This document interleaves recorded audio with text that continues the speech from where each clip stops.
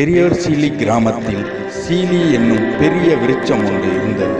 அதில் என் கூட்டை கட்டினேன். புயல் அடித்தது, மழை பெய்தது, வெள்ளம் வந்தது. எதுவும் என்னை பாதிக்கவில்லை. சீலி என்னும் முன் விருட்சத்தின் மீது எனக்கு அடைக்கலம் தந்ததற்கு நன்றி. சுமார் 150 ஆண்டுகளுக்கு முன்பு பெரியவர் சீலி கிராமத்திற்கும் அதன் தெற்கே ஆற்றின் கரையோரம் உள்ள கிராமத்திற்கும் சண்டை மூண்டது. பெரியவர் சீலி கிராமத்தை தாக்கும் பொருட்டு அந்த கிராமத்தினர் அதை சுற்றியுள்ள 10 கிராமங்களை அழைத்து கொண்டு பெரியவர் சீலி கிராமத்தை தீக்கிரையாக்கும் பொருட்டு இரவு நேரத்தில் கொள்ளிடம் ஆற்றில் அணிதிரண்டிருந்தனர். அப்போது பெரியவர் சீலி கிராமம் முழுவதும் கூரை வீடுகளாகத்தான் இருந்தது. பெரியவர் சீலி கிராமத்தை காக்கும் பொருட்டு நமது அன்னை ஒரு பெரிய குதிரை வாகனத்தில் மிகப்பெரிய உருவத்துடனும் மிகப்பெரிய படையுடனும் அவர்களை எதிர்கொண்டு கிராமத்தை தாக்க வந்தவர்களின் மீது சக்தி வாய்ந்த ஒளியை பாய்ச்சினார். அந்த ஒளியால் எதிராளிகளுக்கு உடலில் எரிச்சல் ஏற்பட்டு வேதனை தாங்க முடியாமல் சிதறி ஓடினர். இதை கண்டு பிரமித்த எதிர் கிராமத்து மக்கள் செய்வதறியாமல் திகைத்து தங்கள் ஊர் திரும்பினர். அவர்களின் முனைப்படி ஊர்க்கூட்டம் கூட்டப்பட்டது. அந்த கூட்டத்தில் ஊர் பெரியவர்கள் உடனே நீங்கள் அனைவரும் பெரியவர் சீலி கிராமத்திற்கு சென்று அன்னையின் பாதத்தில் விழுந்து மன்னிப்பு கேளுங்கள், இல்லையெனில் நீங்கள் அனைவரும் மிகுந்த வேதனைக்கு உள்ளாவீர்கள் என்று கூறினர். அந்த கிராம மக்கள் நமது ஊருக்கு வர பயந்து அன்னையிடம் மன்னிப்பு கோருவதற்கு பெரியவர் சீலி மக்களிடம் அனுமதி வேண்டினர். பெரியவர் சீலி மக்களும் அதற்கு அனுமதி அளிக்கவே அந்த கிராமத்து மக்கள் அனைவரும் ஒன்று திரண்டு பெரியவர் சீலி கிராமத்திற்கு வந்து அன்னையிடம் உருக்கமாக மன்னிப்பு வேண்டினர். அன்று முதல் இன்று வரை இந்த 2 கிராமங்களும் சமாதானமாகவே இருந்து வருகின்றன என்பது வரலாறு. சுமார் 200 வருடங்களுக்கு முன்பு நம் கிராமத்தின் வெளிப்புறம் 3 கள்வர்கள் தாங்கள் திருடிய பொருள்களுடன் பெரியவர் சீலி கிராமத்தின் எல்லையை கடக்க முயன்ற போது பிரகாசமான ஒரு ஒளி தங்களை நோக்கி வந்து கொண்டிருப்பதைக் கண்டு அச்சத்துடன் நோக்கினர். சற்று நேரத்திற்குள் வெள்ளாடை அணிந்திருந்த ஒரு பெண் விண்ணுக்கும் மண்ணுக்குமாய் நிற்பதை கண்டனர். சற்று நேரத்தில் தங்கள் கண் பார்வை இழந்ததை உணர்ந்த கள்வர்கள் கதறி அழுதனர். அழுது கொண்டு செய்வதறியாமல் தடுமாறி நின்றனர். பொழுதும் புலர்ந்தது. பொழுது விடிந்ததும் வயல்வெளிக்கு சென்ற ஊர் மக்கள் இவர்களை கண்டு வியந்தனர். அந்த கள்வர்கள் தங்களுக்கு நடந்தவற்றை கூறி அழுதி புலம்பினர். உடனே ஊர் மக்கள் கள்வர்களை ஆலயம் நோக்கி அழைத்து சென்று அன்னையிடம் மன்னிப்பு கேட்கும்படி கூறினர். அதன்படி ஆலயத்தின் முன்பு கள்வர்கள் அன்னையிடம் அழுது புரண்டு தாங்கள் இனி இப்படி ஒரு தவறை செய்வதில்லை என்று உறுதி கூறி தாங்கள் திருடிய பொருட்களை உரியவர்களிடமே செலுத்தி விடுவதாக அன்னையிடம் வாக்குறுதி அளித்து அதன்படி அன்னையின் பாதம் தொட்டு தாங்கள் கண்களில் வைத்தவுடன் பார்வை மீண்டும் பெற்றதாக வரலாறு. ஒரு பெண்ணின் கணவர் உடல்நிலை பாதிக்கப்பட்டு மிகவும் ஆபத்து நிலையில் தீவிர சிகிச்சை பிரிவில் சேர்க்கப்பட்டார். தன் கணவனின் நிலை கண்டு கலங்கினார். மனம் தடுமாறிய நிலையில் செய்வதறியாமல் இருந்த நிலையில் அடைக்கலை அன்னை நோக்கி தன் கணவனை ஆபத்து நிலையிலிருந்து காப்பாற்றும்படியும் தன் வேண்டுதலின்படி தன் தாலியை அடைக்கல அன்னைக்கு காணிக்கையாக செலுத்துவதாக மன்றாடினார். மிகவும் ஆச்சரியமாக தன் கணவன் பூரண சுகம் பெற்றதைக் கண்டு மகிழ்ச்சி உற்றார். தன் வேண்டுதலின்படி அன்னைக்கு தன் தாலியை காணிக்கையாக செலுத்திவிட்டு நன்றி கூறி சென்றதாக வரலாறு. சுமார் 70 வருடங்களுக்கு முன்பு உடல்நிலை சரியில்லாமல் தூக்கமின்மையின் காரணத்தால் நமது ஊர் விதவை பெண்மணி ஒருவர் இரவு நேரத்தில் வெளியே வந்தபோது வெள்ளை துணி அணிந்து பிரகாசமான ஒளியுடன் ஒரு பெண்மணி தெருவழியாக சென்று ஆலய வளாகத்தில் நுழைவதைக் கண்டு வியந்து நின்றார். அன்று முதல் அந்த விதவை பெண்மணியின் அனைத்து துயரங்களும் நீங்கியதாக வரலாறு கூறுகிறது. பெண்ணொருத்தி வயல்வெளியில் வேலை செய்து கொண்டிருந்த பொழுது மிகப்பெரிய பாம்பொன்று தன் கோர உருவத்தை உயர்த்தி காட்டி பயமுறுத்தியுள்ளது. உடனே அப்பெண்மணி அன்னையை நோக்கி வேண்டியிருக்கிறாள். உடனே அந்த பாம்பு தன் கோர உருவத்தை தாழ்த்தி திரும்பிச் சென்றதாக வரலாறு. கிபி 1945ஆம் ஆண்டு அன்னையின் ஆண்டு பெருவிழா மக்கள் கூட்டம் ஆலயத்தில் நிரம்பி வழிந்தது. அன்னைக்கு தங்க ஆபரணங்கள் கூட்டி மக்கள் அன்னையை வழிபட்டுக் கொண்டிருந்தனர்.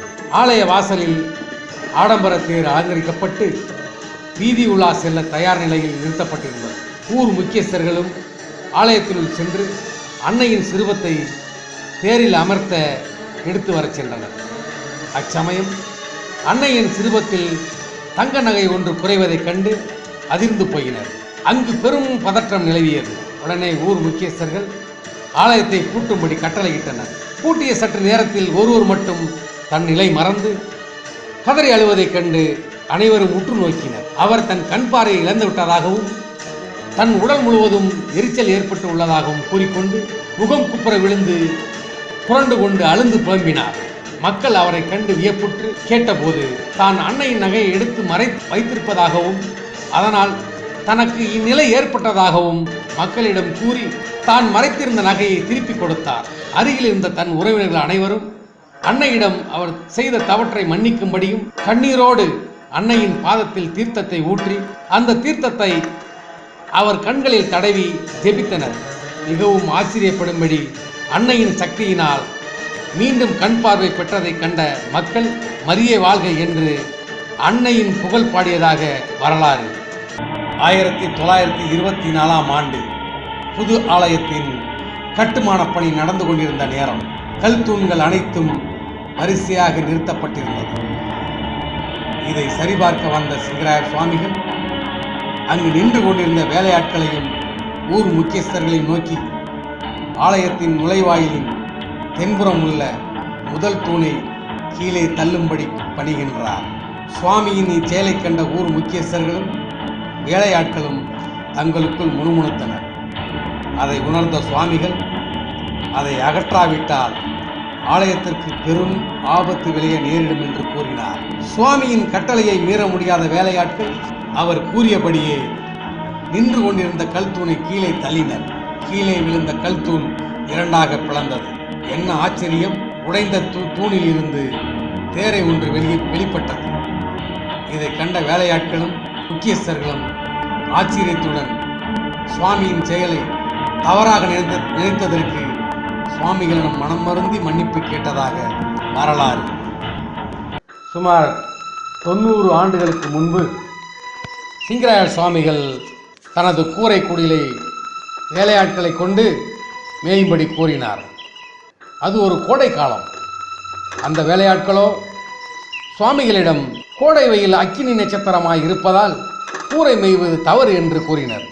அப்படி மேய்ந்தால் கூரை பற்றி கொள்ள வாய்ப்பு உண்டு என்று கூறி மறுத்தனர். அதற்கு சுவாமிகள், நான் இருக்கிறேன், நீங்கள் தைரியமாக வேலை செய்யுங்கள் என்று கட்டளையிட்டார். சுவாமியின் சொல்லை மீற முடியாத வேலையாட்கள் கூரை மேய ஆரம்பித்து வேலை செய்து கொண்டிருந்தனர். திடீரென்று பதற்றத்துடன் அங்கு வந்த சுவாமிகள் மேலே கூரை மேய்ந்து கொண்டிருந்த ஒருவரை பார்த்து மேலே இருந்த வைக்கோல் கற்றை கீழே போடும்படி கட்டளையிட்டார். விழுந்த வைக்கோல் கற்றை தீப்பற்றி எரிந்தது. இதை கண்டு வேலையாட்கள் ஆச்சரியப்பட்டு நடந்த விவரங்கள் அனைத்தையும் ஊர் மக்களிடம் கூறியதாக வரலாறு. அன்னையின் மகிமைக்காக அப்போது பங்கு தந்தையாக இருந்த ரெவரண்ட் ஃபாதர் லியோ பிட்டங்கி, அதாவது பங்கு மக்களால் சிங்கராயர் சுவாமிகள் அழைக்கப்பட்ட உருவானவரால் 1924ஆம் ஆண்டு இந்த ஆலயம் கட்ட துவங்கி 1932ஆம் ஆண்டு முடிவடைகிறது. ஆலயம் முடியும் தருவாயில் சிங்கராயர் சுவாமிகளுக்கும் ஊர் மக்களுக்கும் கருத்து வேறுபாடு ஏற்படவே பங்கு தந்தை கிராமத்தை விட்டு வெளியேறி பெங்களூரிலேயே தங்கிவிடுகிறார். பங்கு மக்கள் என்ன சமாதானம் கூறியும் பங்கிற்கு வர மறுத்து விடுகிறார். காலச்சக்கரம் உருண்டோடுகிறது. சிங்கராயர் சுவாமிக்கு உடல்நிலை சரியில்லாமல் போய்விடுகிறது. மருத்துவம் பலனளிக்கவில்லை. இறக்கும் தருவாயில் ஓர் உயில் எழுதி வைக்கிறார். அதில் தான் இறந்த பிறகு எனது உடலை பெரியவசிலி கிராமத்தில் அடக்கம் செய்ய வேண்டும் என்று குறிப்பிடுகிறார். சுவாமியின் மரண செய்தியை கேட்டு பங்கு மக்கள் ஒன்று கூட பெரியவசிலி கிராமமே மக்கள் கூட்டத்தால் நிரம்பி வழிகிறது. மக்கள் அனைவரும் அவர் உடலை காண கண்ணீரோடு காத்திருக்கின்றனர். பொழுது விடுகிறது. மறுநாள் அவர் உடல் பெரியவசீலிக்கு வந்தடைகிறது. சுவாமியின் உடல் வீதியில் ஊர்வலமாக எடுத்துச் சென்று திருப்பலி நிறைவேற்றி ஆலயத்தின் பின்புறம் முன்பே கட்டப்பட்டிருந்த கல்லறையில் அவர் உடல் வைக்கப்பட்டிருந்த பெட்டியை 4 புறமும் சங்கிலிகளால் பிணைந்து தரையில் படாத வண்ணம் அவரை கல்லறையில் வைத்து அடக்கம் செய்தனர். இவர் அழியாமல் இருப்பார் என்ற நம்பிக்கையில்தான் அப்படி அடக்கம் செய்தனர். அன்னையின் பக்தர்களே, இப்பொழுது நாங்கள் ஒரு சில புதுமைகளை மட்டுமே உங்களுக்கு எடுத்துரைத்திருக்கிறோம். இன்னும் எத்தனையோ புதுமைகள் இந்த மண்ணில் நடந்து கொண்டுதான் இருக்கிறது.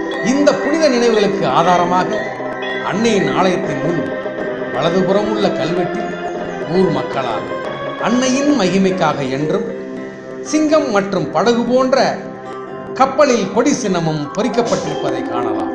இதற்கு அர்த்தம், சிங்கம் என்ற சிங்கராயர் போர்ச்சுகல் நாட்டில் இருந்து கடல் வழியாக பெரியவசலிக்கு வந்து கொடி நாட்டியதாக அர்த்தம். இந்த சின்னம் நம் முன்னோர்களால் பொறிக்கப்பட்டது. வாழ்க அன்னையின் புகழ். மரியே வாழ்க, மரியே வாழ்க, மரியே வாழ்க.